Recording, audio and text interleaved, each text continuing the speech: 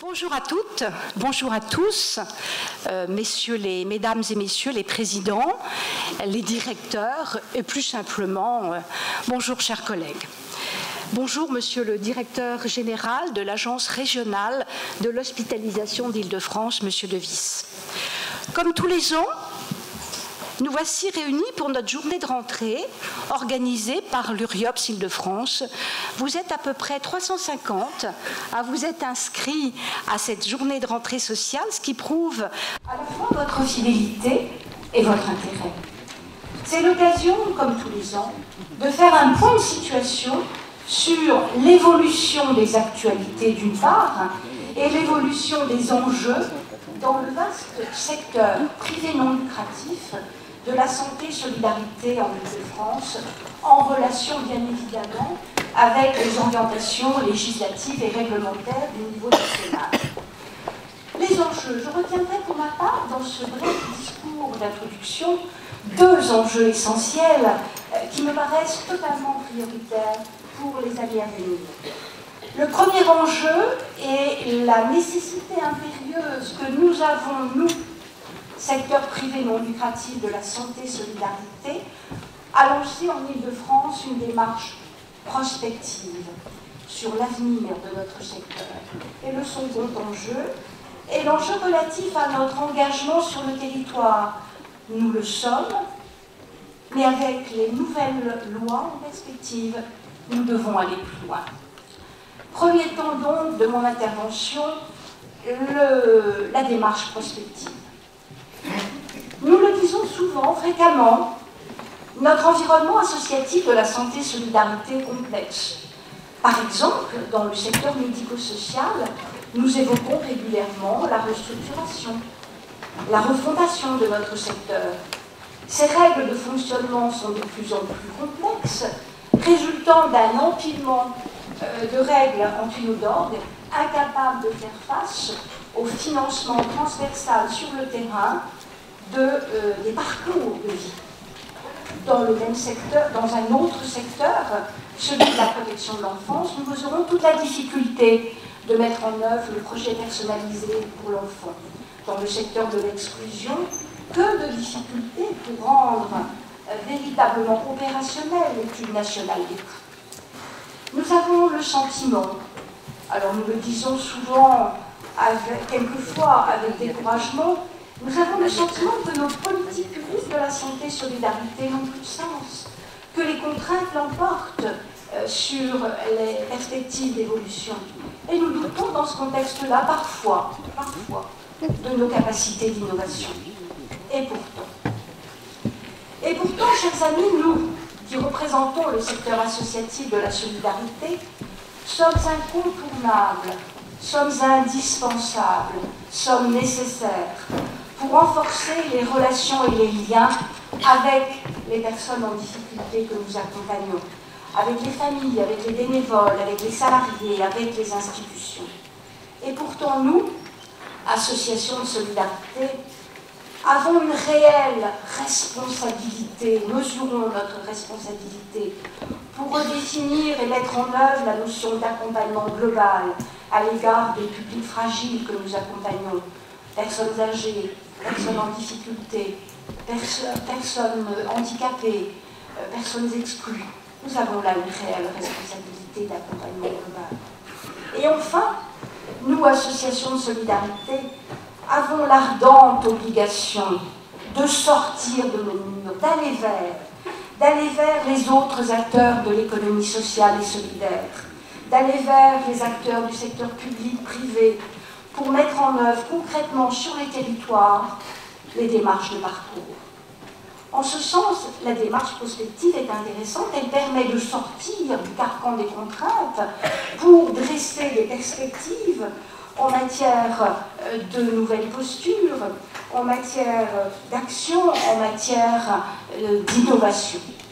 Nous avons découvert l'intérêt de cette démarche prospective lors de notre Assemblée générale de juin dernier, dans le cadre de la table ronde sur la prospective, sur l'évolution des politiques sociales départementales. Eh bien, je vous propose d'aller plus loin. Je vous propose d'aller plus loin dans cette démarche prospective, d'abord dans le cadre de notre projet associatif que 2016-2020, que nous allons remettre sur la table en début d'année. Je vous propose d'aller plus loin en participant, et je vous invite d'ores et déjà à noter cette date, à l'inscrire sur vos agendas, mais je suis persuadée que c'est déjà fait, à vous inscrire au congrès de l'UNIOPS les 30, 31 mars et 1er avril prochains à Montpellier sur le thème « Ensemble, une société à réinventer ». Et comme avant-goût de ce congrès, je vous invite à rester jusqu'au terme de la journée pour entendre notre nouveau président de l'UNIOPS, Patrick Doutrevigne, ancien délégué général de la Fondation de Gabriel et Pierre et président de l'UNIOPS depuis juin dernier.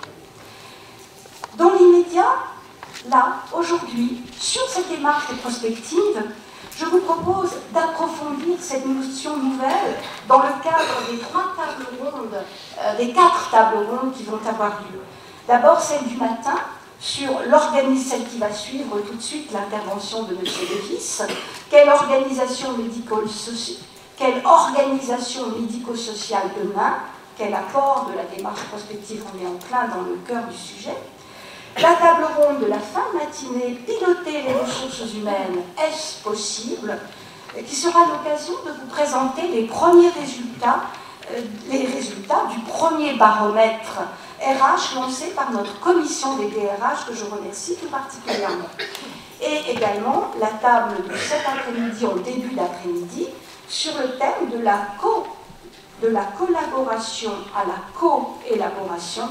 Comment rénover le partenariat association-pouvoir public dans l'intérêt de l'enfant.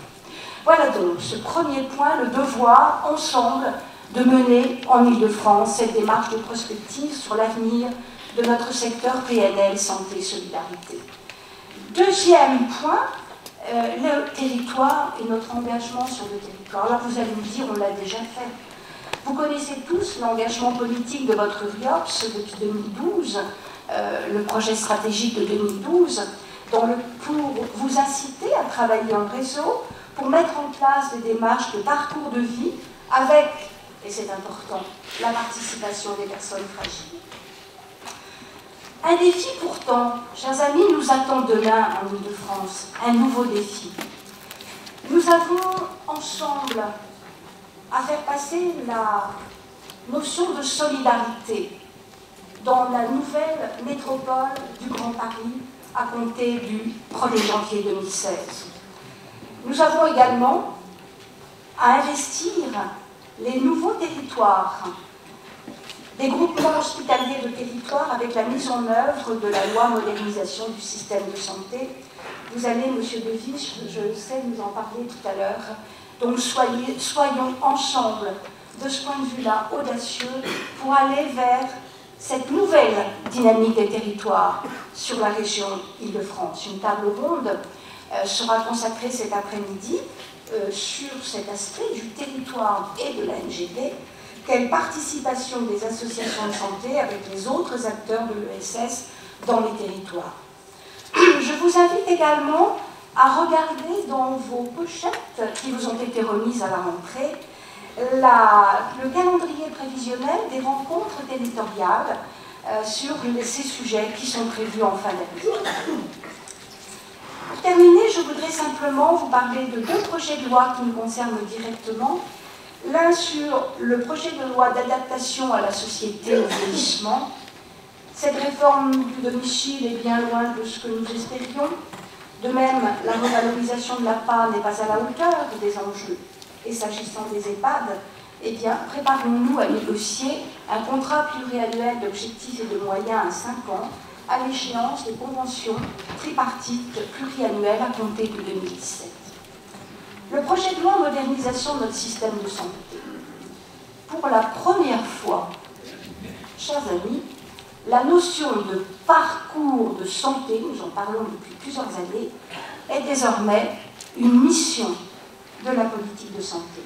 Elle figure dans le projet de loi. Il s'agit de mieux coordonner les acteurs sanitaires, médico-sociaux et sociaux en lien avec les usagers. C'est inscrit dans la loi, c'est important.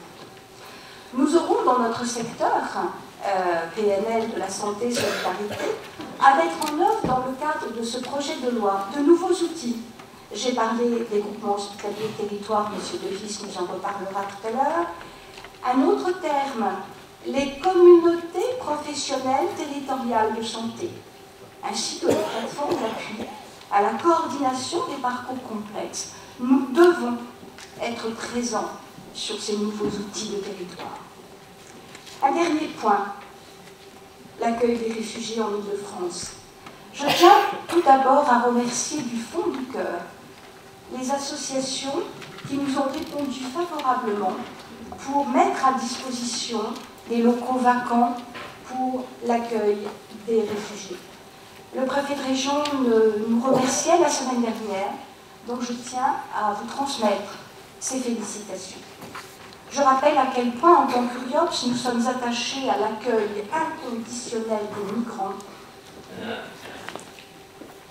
et vigilants face à la force de cette actualité, car une pauvreté que nous connaissons bien dans les rues de Paris ne peut en chasser une autre. Je vous remercie pour votre attention bienveillante. Je vous souhaite une journée de rentrée féconde, pleine de beaux échanges. Je remercie tout particulièrement l'équipe de l'URIOPS et en particulier son directeur, Guillaume Cassi. Je remercie également les animateurs des tables rondes, les intervenants aux 4 tables rondes de la parole, aux 4 tables rondes de la journée.